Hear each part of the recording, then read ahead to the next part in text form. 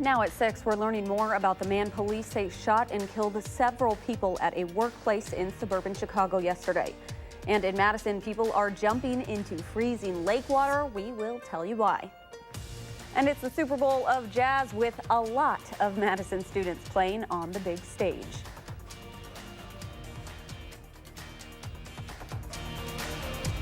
From the Channel3000.com Alert Center, this is News 3 Now at 6. New details are emerging about the workplace shooting that left 5 people dead and half a dozen police officers injured in Illinois. Police say the 45-year-old shooter was a convicted felon and should not have had possession of a gun. Adriana Diaz has the very latest from Aurora. Police say 45-year-old Gary Martin, a 15-year employee of the Henry Pratt manufacturing facility in Aurora, Illinois, had just been fired when he allegedly killed everyone in the room. My understanding from the witnesses is that he opened fire right after the termination. Aurora is requesting as many ambulances as possible for an active shooter with many injuries. The first calls came in around 1:24 p.m. Friday. Officers responded to the scene and exchanged gunfire with the suspect. It took them nearly 90 minutes to track him down. He was in a back machine shop at the very back corner of the building, probably waiting for us to get to him. People who lived nearby heard the gun battle. Because it was ta-ta-ta-ta-ta. Oh, so, wow. Yeah, and it was like in space, and then came another shots. A human resources manager and an intern are among the 5 people killed.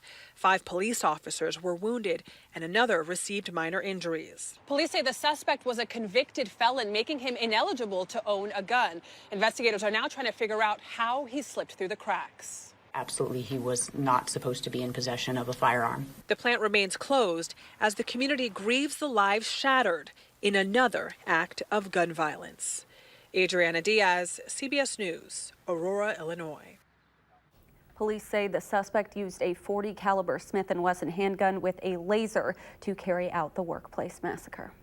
Let's get a look at your first alert weather. Dave Caulfield is out on the patio. Here it goes again. Yes, here we go again indeed, Amanda, with another round of light snow on the way to southern Wisconsin. Actually, on the weather patio over the last few minutes, I've seen a few light snowflakes myself, but we still have to wait a few hours for that low pressure system to get closer to us. Still looking pretty quiet on Doppler track across southern Wisconsin, but it will not remain that way for long. As I zoom out, you could see our next system on the way taking shape. You can actually see the low pressure system circulating right near the border of Kansas and Missouri, just south of Omaha. So that will bring some light snow that could impact some travel on Sunday, especially during the morning and early afternoon hours.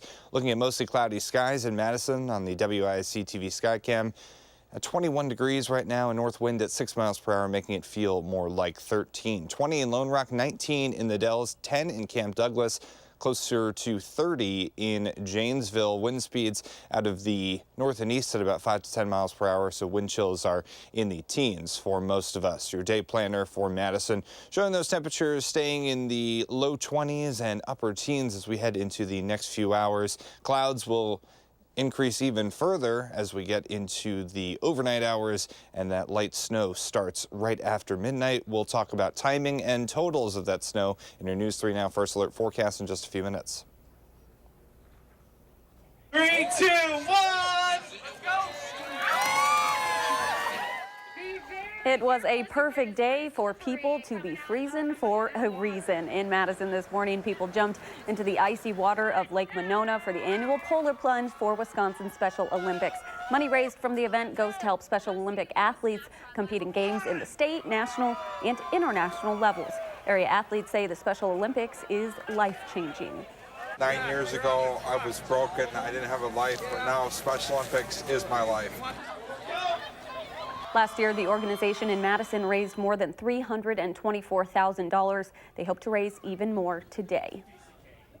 More local news now. Authorities in Sauk County are investigating after a 50-year-old man died in a car fire last night. Sheriff deputies say Ricky Gillen of Prairie du Sac died just before 6 o'clock yesterday on the 500 block of Cemetery Street in the village of Merrimack. He drove his 1994 Buick Park Avenue into a front yard, and when he tried to back out, the vehicle caught fire. Witnesses say they were unable to get him out of the car. Madison police are looking for the woman who pepper sprayed a bouncer at Danny's Pub. Officers say she was mad she wasn't allowed to enter the bar and told the bouncer he was going to have to make her leave. When he tried to escort her outside, the woman hit him and then reportedly pepper sprayed him in the eyes. She got away. By the time that police arrived, they are now trying to identify her and say she will be charged.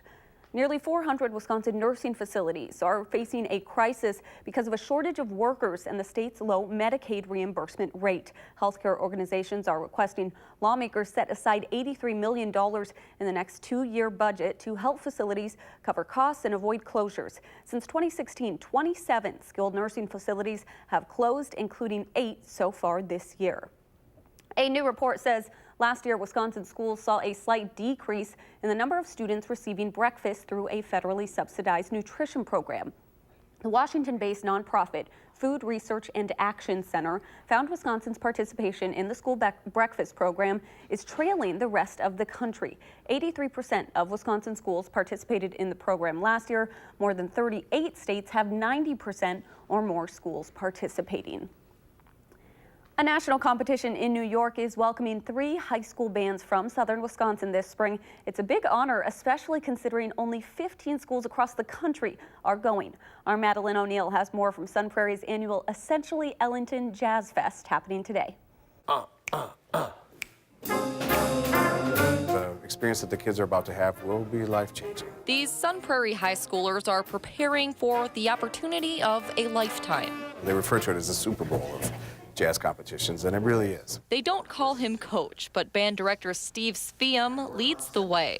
Boy, there's a lot of growth, and you never know where that's going to take you. 1, 2, At Sun Prairie's annual Jazz Fest Saturday, bands from across the area are hearing pointers from professional New York clinicians. More interaction. Sun Prairie's jazz band is taking note as they get ready for the Essentially Ellington National Competition and Festival at the Lincoln Center this spring.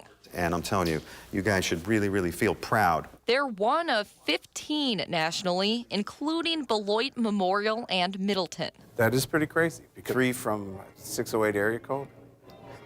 I don't think that's happened before. You got to think of it like the Super Bowl. You want to try and win it all, right? I don't really follow football. I'm practicing a lot of the time, so. Meet Megan Ralt, a senior saxophonist one clinician referred to as the Tom Brady of the team. Yeah, that was me. I'm pretty sure Tom Brady's the quarterback of the Patriots, but I feel like jazz band is more of a collaboration between everybody. Each plays their own part to create something bigger. It's such an incredible feeling to feel that everybody else is on the same page and everyone's like on the same beat, on the same groove, and they can feel it, you can feel it. It's a good feeling. I mean, these kids are working hard and they're swinging, and you hear how quickly they listen and sort of engage with the material they're given and become better like that.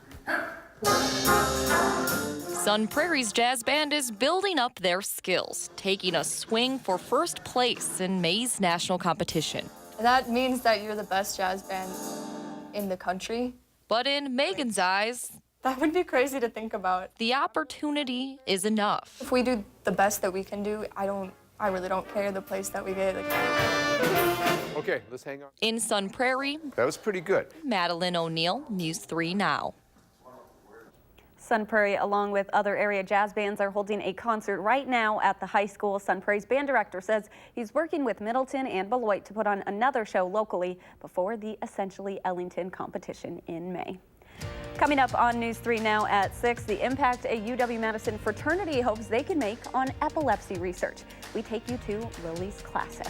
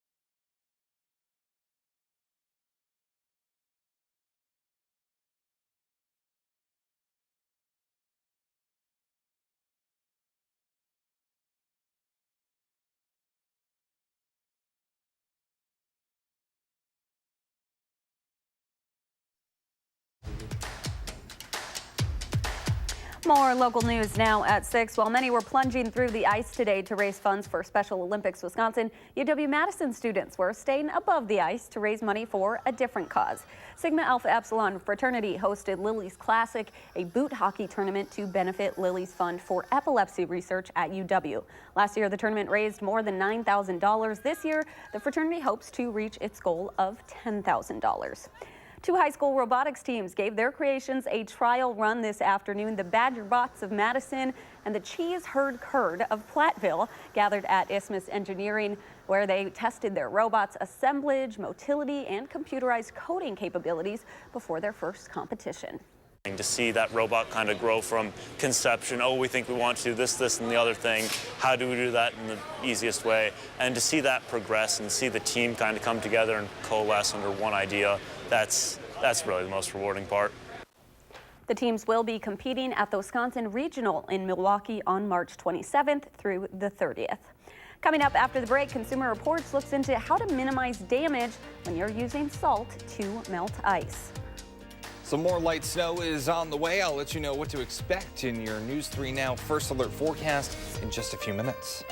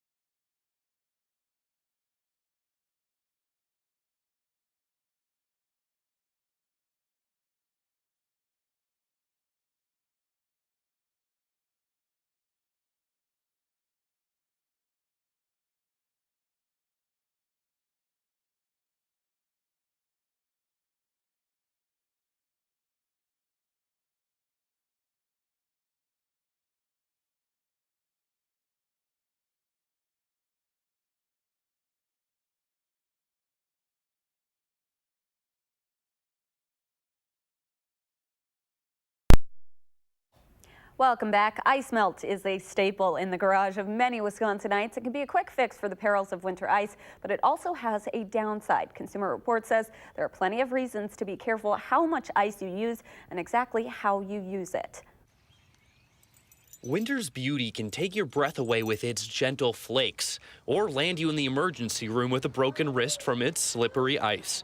Just ask Hillary Palatnik. The whole thing happened so fast. 1 minute I was walking, and the next I was on the ground. A little ice melt could have made a big difference. But the home team at Consumer Reports says take care with how much you use. With ice melt, brand really doesn't matter. They're all basically one of 3 compounds: sodium chloride, magnesium chloride, or calcium chloride. And they work slightly differently, but in the end, they're all salts and they can all cause the same damage. Salt can seep into porous pavement, damaging walkways and driveways. Plus, it can harm plants and your pet's paws. So, what's the best way to minimize potential damage? Start by using less. Mixing in an abrasive such as sand means you'll use less salt without losing traction. Layering also helps. A thin layer before a storm and then another light layer during the storm can be effective. And don't put a lot of stock into ice melts claiming to be environmentally friendly. Ice melts with a coating on them may claim to be less damaging, but practically speaking, they're not. Once the coating wears off, you're just left with salt anyway. Be just as skeptical of pet-friendly claims. They can be more expensive, and they might still irritate your pet's paws. A better plan is to set up a rinse tray at your entrance, so after a walk, you can wash any salt from your pet's paws.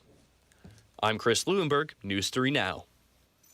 Consumer Reports also says it's equally important to scoop up the salt and throw it away once the ice melts. Salt can harm a plant's ability to soak up necessary nutrients, so you don't want to shovel salty mush into your lawn or leave it sitting on your driveway. Let's get a look at your first alert weather. We might want to keep that ice melt out for a few days, right, Dave? Yeah, we've needed it for much of February, Amanda. You know that 75% of the time, 75% of the days so far in February, we've had at least a trace of snow in Madison, and that trend looks to be continuing as we head into next week, especially as we start tomorrow, because our next system of snow is on the way. You can actually see it really come to life over the past few hours, closer to Kansas, Nebraska, Iowa, and the top of Missouri there. You can actually see that low pressure system starting to circulate. It will continue to move to the northeast, moving into southern Wisconsin and overspreading the area just after midnight, and it will affect some travel possibly into Sunday morning and early afternoon before things start to dwindle down by the evening hours. Right now, maybe a few snowflakes here and there, but nothing significant in Madison on the Edgewater Skycam. The almanac for today, we actually hit a low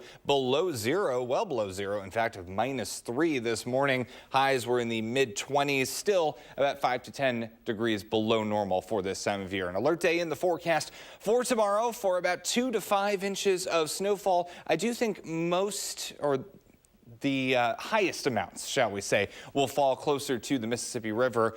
Basically all of us except for Columbia and Dodge County under a winter weather advisory for basically the same time. Temperatures right now are in the low 20s and upper teens. That's still about 10 degrees warmer compared to this time yesterday. As we head into tonight, mostly cloudy. That snow develops right after midnight. Temperatures may fall into the teens before rising overnight as some warmer air filters in. Breezy and cold for tomorrow with that light snow affecting us, especially during the morning and afternoon hours, and you can see that on future track. It arrives pretty quickly tomorrow morning, and then the heaviest of that snow won't be particularly heavy at times, but it will fall during the first half of Sunday. As we get closer to the second half of Sunday, you can see some breaks start to show up on that future radar picture, and on future track we start to get a little bit calmer and quieter by the time we get to the start of Monday.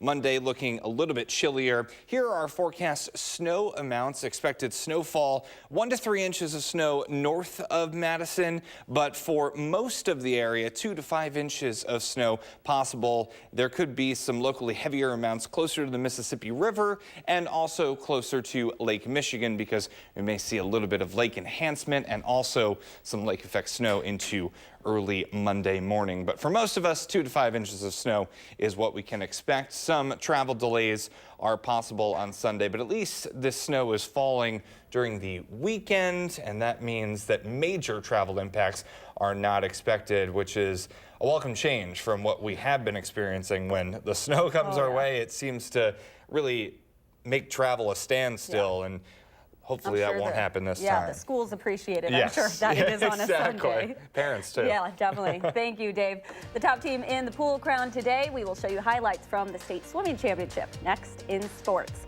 And first on Fox at 9, an annual charity dance is a little more meaningful this year for firefighters in southern Wisconsin. The steps they're taking to honor a fellow hero. That's tonight at 9.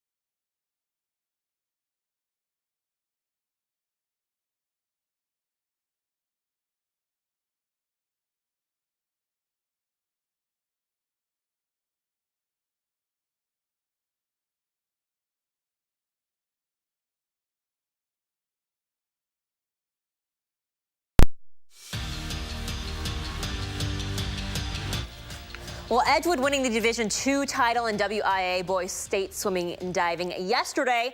Today, the Division I boys taking the pool at the UW Natatorium. It was pretty neck and neck between the boys from Middleton and Madison West throughout the day. We start with the 200-yard medley relay. And how about this? The Regents coming in first place and setting a new state record with a time of 1:30.83, breaking their old record from last year.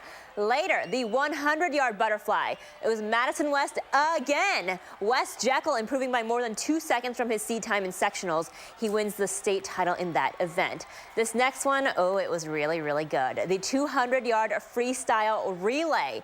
It was a very, very close race between West and Middleton in this one, but the Cardinals edging out the Regents, and with a new state record of 1:23.12, breaking a 10-year-old record that was set by Sauk Prairie and Wisconsin Heights. That was back in 2009, so obviously they're super excited. Here are your final results. The Regents winning the state title by 57 points. Middleton taking second place, followed by Waukesha South Catholic Memorial and Franklin. Brookfield Central East places fifth, and Sun Prairie rounding out the top six.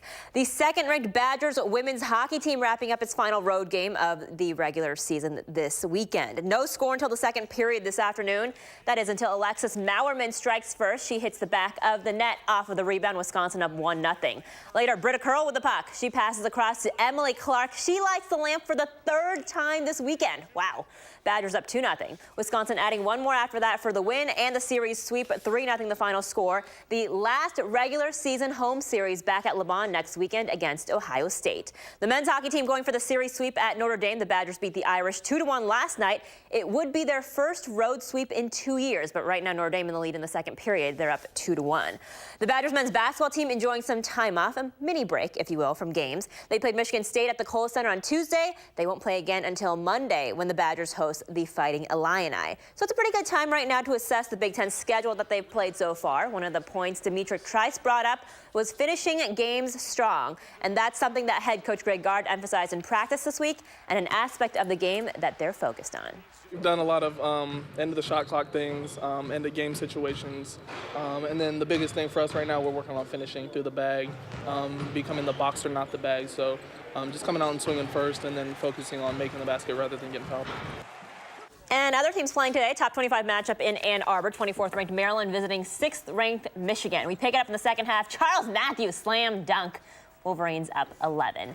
Later, Bruno Fernando giving it up to Cyril Smith Jr. for the three, and it's a 3-point game. Clock winding down here. Xavier Simpson to John Teskey. Nice pass for the slam dunk. Michigan hangs on to win it. Not 52-65, 65-52. Okay, apparently I can't do numbers today, guys. It's a hard day for math, okay? We had a lot of state swimming to cover today. A lot of numbers. I know another number, 2 to 5 inches. 2 to 5. I'm not looking forward to that number. Yeah, another round of light snow on the way. We can actually see that system taking shape to the southwest of us. I still think we need about 6 more hours for that snow to start to overspread southern Wisconsin. So for tomorrow, much of the day, we will be experiencing light to moderate snow. Some travel impacts are possible. Temperatures will be in the mid to upper 20s for highs, so not as cold. And expected snowfall, as we mentioned, for most of us, looking at about 2 to 5 inches of snow. Could be some locally higher amounts across the Mississippi River Valley and closer to Lake Michigan. North of that area, I think a little bit less snow comes that way, closer to Columbia and Dodge counties. So your 10-day forecast showing those temperatures continuing to be a little bit chillier than normal. Another chance of some accumulating snow arrives late Tuesday into Wednesday, but then we're actually pretty close to where we should be by the time we get to Thursday and Friday with some partly sunny skies. By next weekend, looking like that could be a snowy time as well, with temperatures right around 30. All right, thank you so much. Looking forward to spring a little bit. Yes. All right, thanks for joining us. Have a great night.